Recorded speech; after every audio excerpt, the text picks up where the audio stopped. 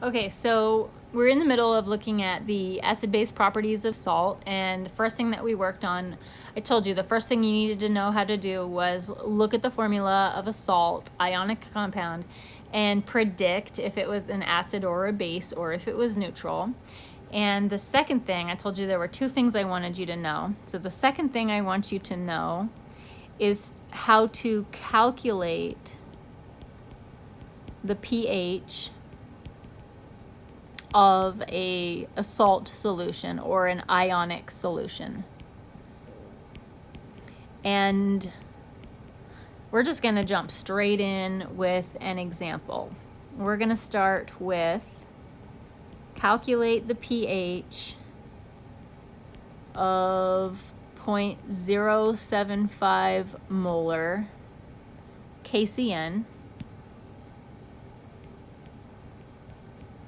In order to do this calculation, we need to know the Ka of HCN, not KCN, HCN is 4.9 times 10 to the minus 10. So this process is going to be similar to calculating the pH of a strong acid or a weak acid or a strong base or a weak base. It's just got a little bit of an extra something tied into it. So the first thing that we're going to do is our step one is going to be write a reaction for the dissociation, the breaking apart of our ionic compound, KCN in this case. And we're looking at a total dissociation. So we've got KCN and it's being put into water and it's splitting apart into its cation, which is K plus, and its anion, Cn minus, and this is not an equilibrium thing. This is just a total dissociation, ionic compound. But we're gonna make an ice table, as you can imagine, because all we do is make ice tables anymore.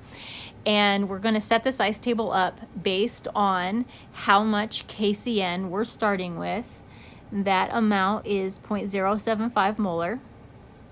And before anything dissociates, we don't have any potassium or any cyanide. We have no source of that at all. This is a total dissociation, not an equilibrium, which means all of our KCN is going to dissociate, all of it. Because of the stoichiometry of this reaction, 1 to 1 to 1, we are going to be making 0.075 potassium ion and 0.075 cyanide ion. So when this dissociation is done, 0.075 minus 0.075, we're going to have 0 KCN left intact.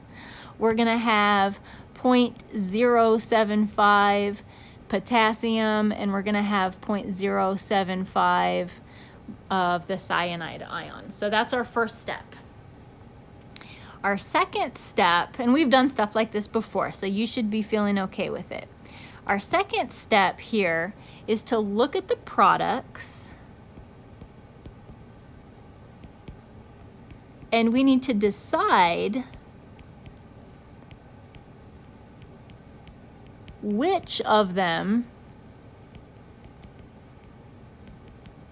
which is acidic or basic.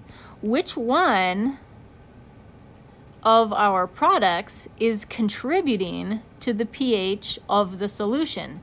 So this means we're looking at the products, K plus and Cn minus, and we're deciding of those two which one is acidic and which one is basic. And that's very similar to what we were doing in the previous video. We're going to take them one at a time, starting with potassium. So let's go back up to our rules for cations. Cations in group 1A, which is what we have, they are neutral. So that potassium ion is neutral which means it is not contributing to the pH of this solution at all. So we know that cyanide is the thing that's contributing to the pH. Let's look at our anions. What's going on with the anions? So our neutral anions are chloride, bromide, iodide, nitrate, perchlorate. That's not what we have. We have cyanide. Cyanide is a basic anion. So that means that we know this guy,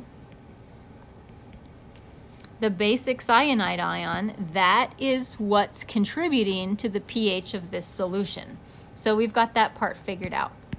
Now we're ready for step 3. Once we decide, we've decided that cyanide is the thing that is basic, we are going to write another reaction for in this case, the basic ion plus water. If we had an acidic cation, it would be writing a reaction for the acidic ion in water. Now this is going to be like the reactions that we've done pretty recently. We have our basic ion, which is cyanide. So we're writing a reaction for our basic ion, cyanide.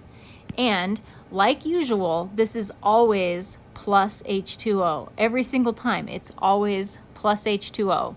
This is going to be an equilibrium reaction. Because it's basic, just like the reactions that we've done in the last few chapters, if it's a basic ion, a basic reactant, one of our products is always OH minus, always, if we're doing a basic reaction. And then we have to ask ourselves, we have to figure out what the other product is. In order to figure out what the other product is, we have to think about how did the OH get formed. The OH was formed when the water took one of its hydrogens and scooted it over to the Cn minus. When the hydrogen got scooted over to the Cn minus, we made HCN. So that's our reaction. Guess what? We're going to make an ice table. And in this ice table, what we're starting with initially, 0.075 cyanide. Where did I get that number from? Right there. We don't care about water. Remember, we don't care about water. We have no hydroxide at all. Look up to that previous ice table. There's no hydroxide. There's no OH minus anywhere. And we also have no HCN. It's not there either. This is an equilibrium reaction. So we know some of the cyanide will react, but we're not sure how much. So we use X minus X plus X plus X. And at equilibrium, we have 0.075 minus X, but we are still assuming that X is too small, and that at equilibrium, it's just going to be 0.075 cyanide. We have X hydroxide and X HCN. Now we're just carrying on like normal. We are going to solve for X. Solving for X is going to give us the OH minus concentration. That'll let us calculate the POH, and then we'll be able to go from there to the pH. So to solve for X, first we need to write an equilibrium expression. This is going to be a Kb because we said that this is a basic ion. So this is a Kb. The Kb is going to be products OH minus times HCN over the reactant Cn minus. And remember, we leave out water because it's a pure liquid. We are plugging in X for OH minus and HCN, so that's X squared, over Cn minus, which is 0.075. And what's our Kb? Let's go back up to the problem. Uh-oh, we've got a bit of an issue here. The problem gave us the Ka, not the Kb. But hey, that's okay. don't worry, because I think it was yesterday I told you how to find the relationship between Ka and Kb. So we can deal with this. We're going to have to do this over on the side. You learned Ka times Kb equals Kw. So if we are trying to figure out Kb, we want Kb equals Kw over Ka. Kw is a constant, 1 times 10 to the minus 14. Ka, I've got to scroll back up and find it. Ka is 4.9 times 10 to the minus 10. 4.9 times 10 to the minus 10. So our Kb, 1 times 10 to the minus 14, divided by 4.9, 4.9 times 10 to the minus 10. Our Kb is 2.04 times 10 to the minus 5.